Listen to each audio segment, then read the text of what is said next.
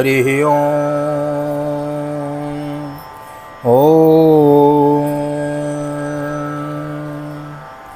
जय श्री राधे, जय श्री कृष्ण। एक बार पुनः आप सभी का बहुत बहुत स्वागत है आप ही के YouTube चैनल VKVPS परिवार Shri Dham Vrindavan. Once again welcome to all of you our channel. और आज है अक्षय तृतीया का महापर्व। तो एक बार आप सभी वैष्णवों को, सभी भक्तों को, वैष्णव मीन्स राम कृष्ण विष्णु के जो भक्त होते हैं उन्हें हम वैष्णव कहते हैं। जो भगवान शंकर के भक्त होते हैं उनको हम शैव्य कहते हैं। और जो माँ भगवती दुर्गा की उपासना करते हैं उनको हम शाक्त कहते हैं। तो आप अपने अंदर झांक कर देख सकते हैं कि हम कौन हैं, वैष्णव हैं, शैव्य हैं या शाक्त हैं। तीनों ही भगवान के भक्त कहलाते हैं। तो समस्त प्रभु भक्तों को, समस्त देशवासियों को, विश्व भक्तवासियों को, सबको अक्षय तृतीया की बहुत बहुत हार्दिक शुभकामनाएं, बहुत बहुत बधाई। तो आज की 10 मई की जो अक्षय तृतीया की तिथि है, आज हम इस पर थोड़ा अपना विचार बिंदु रखेंगे और विचार करेंगे कि क्या क्या लाभ प्राप्त होता है इस अक्षय तृतीया के पूजन अर्चन और इसका कथा का महत्व श्रवण करने से। तो आइए आज इसी पर हम विचार बिंदु रखेंगे। नए आए हैं चैनल को सब्सक्राइब कर लेवें, बेल आइकन को भी प्रेस कर देवें और कमेंट बॉक्स में लिख देवें अक्षय तृतीया महोत्सव की जय। तो आइए विचार करते हैं आज की तिथि पर। पंचांग के अनुसार साल में कुछ तिथियां ऐसी होती हैं जिन्हें अबूझ मुहूर्त कहते हैं और इस दौरान मांगलिक कार्यों के लिए शुभ मुहूर्त की ज़रूरत नहीं पड़ती। अक्षय तृतीया भी अबूझ मुहूर्त है। इसे अखा तीज भी कहते हैं ग्रामीण भाषा में, ग्रामीण अंचल में। और मान्यता है कि अक्षय तीज के दिन शुभ कार्य करने पर स्वयं माँ लक्ष्मी अपना आशीर्वाद देती हैं और व्यक्ति को जीवन में कभी धन दौलत और सुख समृद्धि की कमी नहीं होती। अक्षय तृतीया के दिन भगवान विष्णु और माँ लक्ष्मी का पूजन किया जाता है। अक्षय तृतीया का अर्थ है जिसका कभी क्षय न होवे। अक्षय तृतीया को शुभ फल देने वाली तिथि माना गया है और इस दिन यदि शुभ कार्य किया जाए तो उसमें सफलता अवश्य प्राप्त होती है। ऐसे में अक्षय तृतीया को अबूझ साया यानी अबूझ मुहूर्त कहते हैं। इस दिन शादी करने वाले जोड़ों को माँ लक्ष्मी का आशीर्वाद प्राप्त होता है। लेकिन इस बार तारा अस्त होने के कारण अक्षय तृतीया को शादियाँ नहीं हो रही हैं। तो ये अक्षय तृतीया के विषय में आज हम चर्चा कर रहे हैं। और श्रीधाम वृंदावन में तो बड़ा दिव्य उत्सव मनाया जाता है। 3 दिन के लिए नो एंट्री है। यस्टरडे यानी 9th, टुडे यानी 10th और टुमारो यानी 11th। 9, 10, 11th बाहर के वाहनों की एंट्री बंद है वृंदावन में। क्यों? क्योंकि दूर दूर से नर नारी यहाँ आते हैं और अक्षय तीज को दरस चरण का पाते हैं। अरे क्यों भटके खामा खाम, तुम्हें यहीं पे मिले विश्राम। तो आज के दिन श्रीधाम वृंदावन में भगवान श्री बांके बिहारी लाल के चरण दर्शन होते हैं। बड़ा ही दिव्य दर्शन होता है ठाकुर जी का। वर्ष में एक बार ही चरण दर्शन कराए जाते हैं ठाकुर जी के। अभी बंगला बनता है प्रतिदिन, तो आज बंगला में, फूल बंगला में ठाकुर श्री बांके बिहारी जी के चरण दर्शन हम सब भक्तों को प्राप्त होंगे। तो ये वृंदावन का विधान है। यह पूर्व वैशाख शुक्ल तृतीया को मनाया जाने वाला पर्व है। इस दिन का किया हुआ तप, दान अक्षय फलदायक होता है। इसलिए आपको मौका मिले, अवसर मिले तो आपके आसपास में कोई मंदिर हो, वहाँ पंडित जी निवास करते हों, ब्राह्मण देवता, तो उनको कुछ न कुछ दान अवश्य देकर आवें। और गौ माता हो, गौशाला हो तो गौग्रास अवश्य देवें। कोई भिक्षुक, कोई यति, कोई सन्यासी मिले तो उसको भी दान अवश्य देवें। दान का पात्र यदि आपको कहीं दिखता है मार्ग में आते जाते कहीं भी, तो उसे दान अवश्य देवें। आज के दिन किया हुआ दान अक्षय फलदायक होता है। अक्षय यानी जिसका कभी क्षय नहीं होता, जो कभी नहीं मिटता, वह तिथि आज है। इसलिए इसे अक्षय तृतीया कहते हैं। यदि यह व्रत सोमवार तथा रोहिणी नक्षत्र में पड़ता है तो महाफलदायक माना जाता है। इस दिन प्रातःकाल पंखा, चावल, नमक, घी, चीनी, सब्जी, फल, इमली, वस्त्र के दान का बहुत बड़ा महत्व माना जाता है। तो देखो जो बात मैंने अभी आपको बताई ना वही विस्तार से यहाँ बता दी। कच्चा सीधा यानी आटा, दाल, चावल, नमक, घी, चीनी और एक पंखा यदि हो सके तो किसी को दान करें। हाथ का पंखा हो, हाथ से जलने वाला, और सामर्थ्य परमात्मा ने दी है। तो महाराज मैं एक रील देख रहा था फेसबुक पे, तो उसमें आ रहा था कि सर्दियों में जो लोग कंबल बांटते हैं गरीबों को, वो गर्मियों में एसी और पंखा क्यों नहीं बांटते। तो यदि परमात्मा ने आपको सामर्थ्य दी है तो किसी ब्राह्मण के यहाँ एसी पंखा अवश्य दान करें, वह अक्षय फल माना जाता है। इस दिन श्री बद्री नारायण जी के पट खुलते हैं। आज 4 धाम में बद्रीनाथ धाम के पट खुल जाएंगे। बोलो बद्रीनाथ धाम की जय। मैं आपको कथाओं में कई बार बता चुका हूँ, बद्रीनाथ में नर और नारायण भगवान दोनों पहाड़ के रूप में बैठे हैं और भजन कर रहे हैं वर्षों से। किन के लिए? हम और आपके लिए।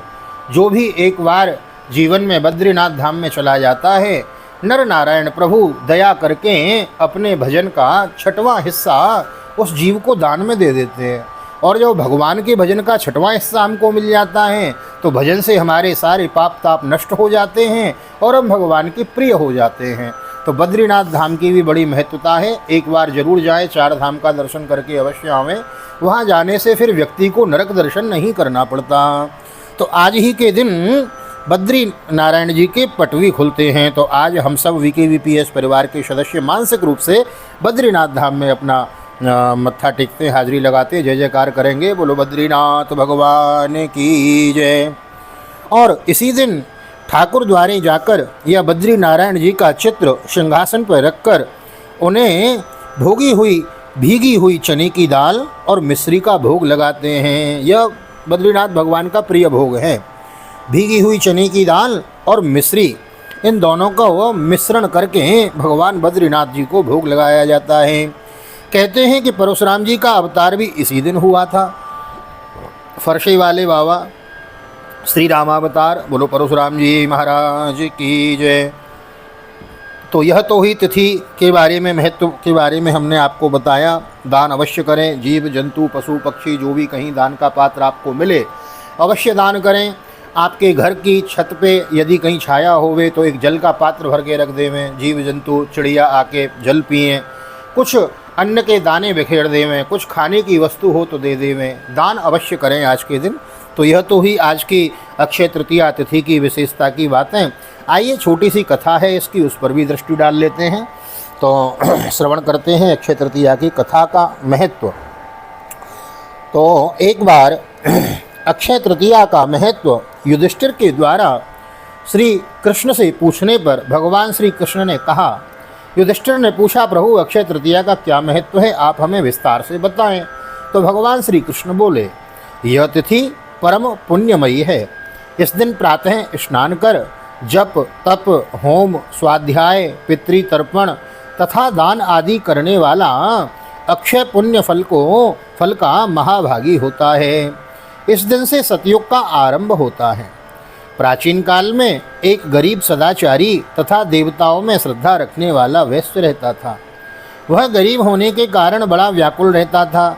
उसे किसी ने इस व्रत को करने की सलाह दी और उसने इस पर्व के आने पर गंगा में स्नान कर विधि पूर्वक, आज के दिन गंगा स्नान का भी बड़ा महत्व है, तो गंगे गंगे चयो ब्रूयात योजनानां सतैरपि मुच्यते सर्व पापेभ्यो विष्णुलोकम स गच्छति। गंगा जी के महत्व महात्म के वर्णन में आया है कि गंगे गंगे चयो ब्रूयात योजनानां सतैरपि, 100 योजन दूर बैठकर भी आप यदि गंगा गंगा का स्मरण करते हैं, नाम उच्चारण करते हैं, तो महाराज गंगा हमारे पाप तापों को नष्ट करके और विष्णुलोकम से गच्छति, भगवान विष्णु के धाम की प्राप्ति कराने वाली हैं। तो महाराज इस पर्व के आने पर गंगा में स्नान कर विधि पूर्वक देवी देवताओं की पूजा की। यही वैश्य अगले जन्म में कुशावर्त का राजा बना। अक्षय तृतीया के प्रभाव से वह बड़ा धनी और प्रतापी राजा बना। वह वैभव संपन्न होने पर भी कभी धर्म से विचलित नहीं हुआ था। तो महाराज यह है अक्षय तृतीया का महत्व और इसकी कथा हमने आपको श्रवण कराई। इसके करने से उसको महाराज सारे पाप ताप संताप उसके नष्ट हो गए और अंत में भगवत धाम की प्राप्ति उसे होती है। तो बोलो अक्षय तृतीया महोत्सव की जय। ब्रज भाषा में कहते अखातीज। तो अखातीज महोत्सव की जय। तो आप सभी VKVPS परिवार के सदस्यों को अक्षय तीज अखातीज की बहुत बहुत हार्दिक शुभकामनाएं, बहुत बहुत बधाई। दान अवश्य करें, दीपक अवश्य जलावें सायंकाल ठाकुरबाड़ी में, और कुछ चिड़ियों को भी दाना पानी देवें, गौ सेवा करें, कोई ब्राह्मण यति सन्यासी मिले उसकी भी सेवा करें। पंखा घड़ा आदि ये सब चीज़ का ज़्यादा विशेष महत्व होता है। तो जो भी आप दान करेंगे, भगवान कहते हैं तुम मेरे लिए कुछ एक करते हो ना, तो उसका मैं 100 गुना आपको वापस करके देता हूँ। लेकिन इस बात का भी विचार करें कि एक दोगे तो 100 ही मिलेंगे, इसलिए 1000 करोगे तो फिर लाख मिल सकते हैं। तो जितना आप करेंगे उसका 100 गुना परमात्मा देते हैं। तो अपनी शत कमाई में से, अपने शत धन में से भगवान की सेवा के लिए अवश्य निकालें। और एक बात और, सबका धन भगवान की सेवा में नहीं लगता। प्रभु किसी किसी पर कृपा करते हैं और उसकी धन को अपनी सेवा में स्वीकृति प्रदान करते हैं। तो हम तो यही प्रार्थना करेंगे कि आप सबका धन भी भगवान की सेवा में लगे। ज़्यादा न कहते हुए आज की वीडियो को हम विश्राम देते हैं और एक निवेदन करना चाहूँगा। ब्रह्म मुहूर्त में प्रातःकाल श्रीमद् भागवत की बृहत कथा की वीडियो आपको मिल रही है, उसको श्रवण करना ना भूलें। बड़ा ही सुंदर एकादश स्कंद का मार्मिक प्रसंग चल रहा है। भगवान कृष्ण सुधाम गमन की तैयारी कर रहे हैं। तो यदि आप पहली बार आए हैं चैनल पे तो चले जाएं लाइब्रेरी में और वहाँ जाके आप कथा को श्रवण कर सकते हैं। मैं आई बटन में भी यहाँ दे दूँगा। तो आइए आज की कथा को हम यहीं विश्राम देते हैं। नए आए हैं चैनल को सब्सक्राइब कर लें, बेल आइकन को भी प्रेस कर दें। और यदि यह वीडियो आप फेसबुक चैनल के माध्यम से देख रहे हैं तो हमारे पेज को फॉलो कर लें। और यही आईडी VKVPS परिवार वृंदावन हमारी इंस्टाग्राम पर भी है, तो वहाँ भी आप हमें फॉलो कर सकते हैं। मिलते हैं अगली वीडियो में, तब तक के लिए श्रीधाम वृंदावन भागवत निकेतन में राधेश्याम वशिष्ठ हृदय से आप सभी को प्यार भरी जय श्री राधे, जय श्री कृष्ण, हरि ओम।